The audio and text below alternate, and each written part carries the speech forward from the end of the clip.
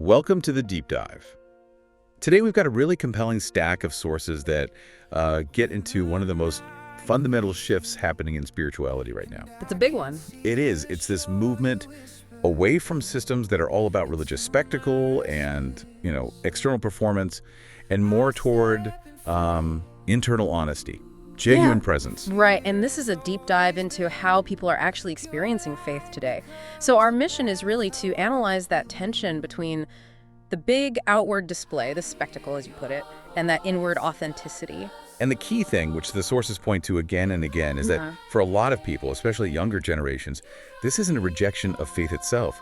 It's a rejection of what one of the pieces called the noise. Exactly. They're tired of the noise. Okay, so let's unpack that immediately, because the sources lay out this really stark, very useful dichotomy that frames this whole conversation. They do. Is worship as performance on one side versus worship defined by honesty and presence on the other. And these aren't just, different styles.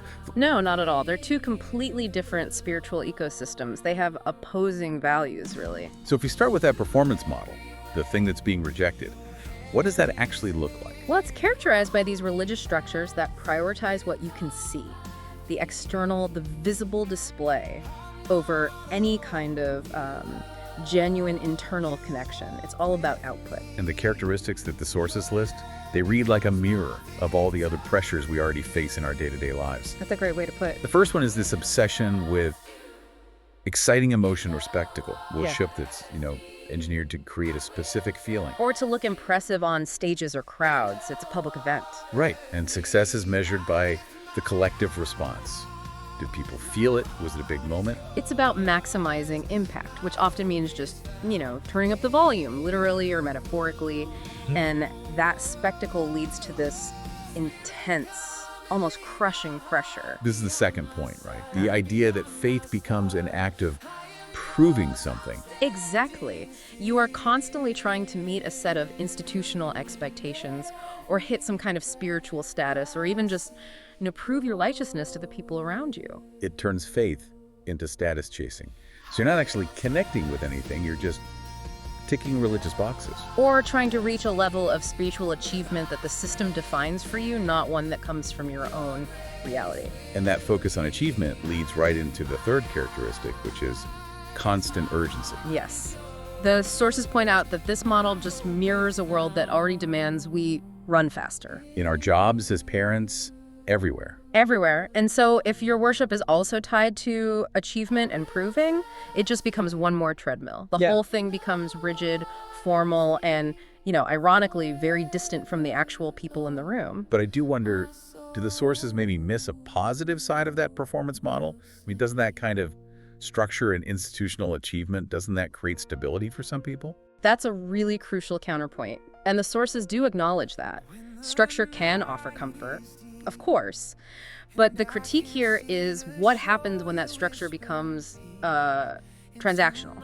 Transactional, how so? Performance demands that you act or achieve some prescribed spiritual state. And when it's transactional, your faith is suddenly defined by these external metrics, how well you performed, how loudly you sang. So your internal reality, if you're tired or you're full of doubt, that's seen as a failure, something to be hidden. Precisely. And that's the core problem, hiding the reality. So if that system, that noise is what's being rejected, then the alternative has to be rooted in allowing that reality to be present. So we move from a system that demands you hide your reality to one that insists you bring it forward. And what's really fascinating here is that the sources define this shift using a language of values. A language of values, not a language of theology. Exactly. These are deep psychological and cultural needs that are being translated into a spiritual framework. And we can sort of break it down into 4 core contrasts that show what people are really searching for.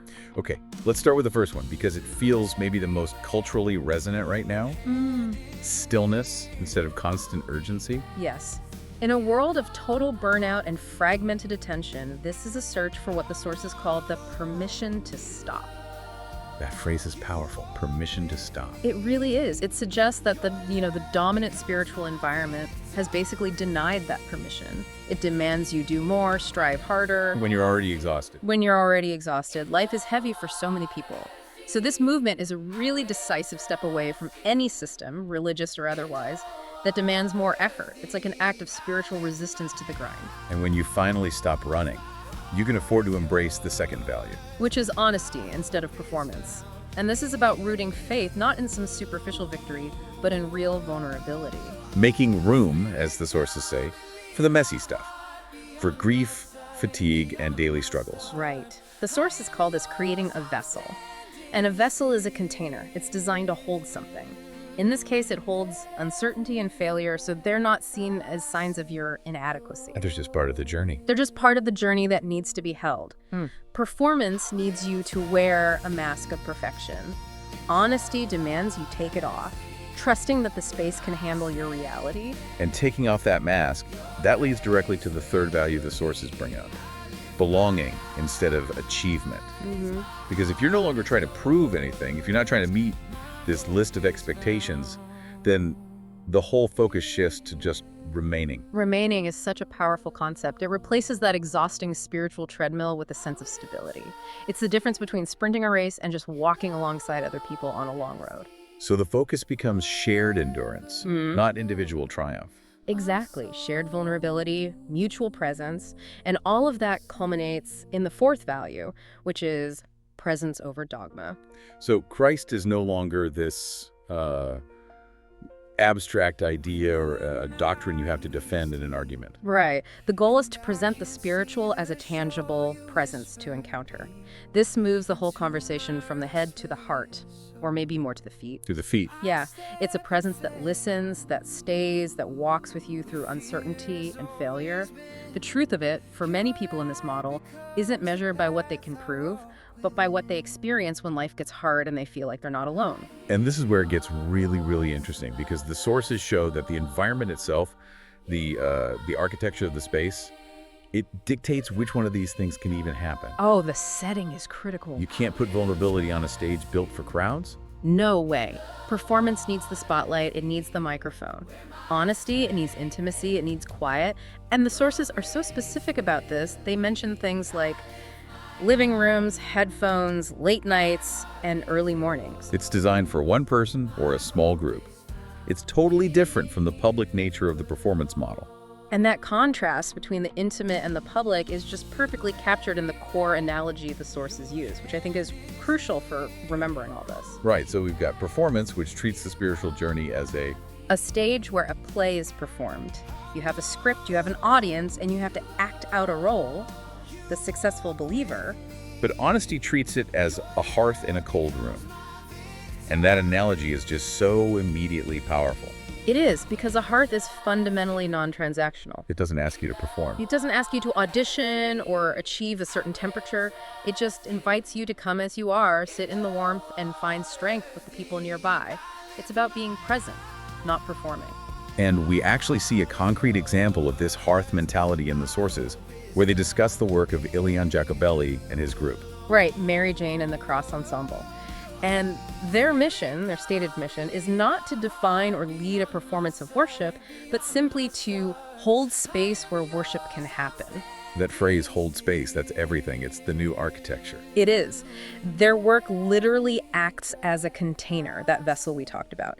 They facilitate an encounter with presence, not through spectacle, but through, acoustic music, long periods of silence. The deliberate refusal to ramp up the emotion. Exactly. They are facilitating an encounter with a presence that walks beside people, and they are specifically reaching those who are, spiritually exhausted or just tired. It's a practical application of that stillness value. So, okay, what does all of this mean for the bigger picture? For different generations, it sounds very personal, but the sources say it creates this really powerful connection point across life stages. It creates a bridge, and it's important to say what kind of bridge it is. It's not between different styles of music. Right. The sources say it's a bridge between generations, experiences, and wounds. It unites people who are all weary in the same way. So the shared ground is that mutual rejection of the noise. Both young and old are tired of religious systems that want to talk about God in the abstract, but don't seem equipped to actually walk with people through their real lives. And that common search for authenticity lets everyone seek a faith that meets them where they are. And the benefits are surprisingly mutual. For younger generations, they find this clear language of values, stillness, honesty, belonging, that matches how they want to live. But for older generations, For them, the sources describe it as a return to hope that is not rigid. It allows their own faith to breathe again. It reminds them of the original relief that, Christ was supposed to bring to people whose lives were heavy. so it redefines the entire purpose of worship. It's no longer about creating spectacle for some external validation. No, the goal is simply to make room. Room for reality. Room for reality. Room for silence, for grief, for gratitude. Room for that quiet strength that comes from knowing you're not alone, even when you are full of uncertainty. That's the synthesis. Worship, in this model, it begins and ends as presence. Fantastic. So we started by diving into this intense cultural conflict between spectacle and authenticity, and we've really distilled the generational shift here.